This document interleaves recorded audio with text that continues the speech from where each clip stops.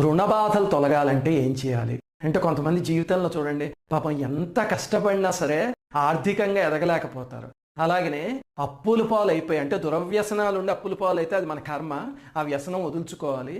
అలా కాకుండా దురదృష్టవశాత్తు అప్పుల పాలు అయిపోయి చాలా హింసను అనుభవిస్తూ ఉంటే అప్పుడు గురుచరిత్రలో 18వ అధ్యాయాన్ని పారాయణ చేశారంటే అద్భుతమైన ఫలితం కనిపిస్తుంది.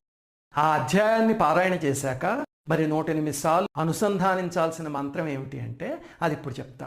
నృసింహవాటికా స్తోయం ప్రదదౌ శాకభుంనిధిం దరిద్ర బ్రాహ్మణాయాసౌ శ్రీదత్త శరణం మమ. ఈ శ్లోకాన్ని అనుసంధానం చేస్తూ ఆ పారాయణ చేయాలి. అలాగే దీనికి అనుసంధానం చేయాల్సిన క్షేత్రము నర్సోబావాడి అనే క్షేత్రం.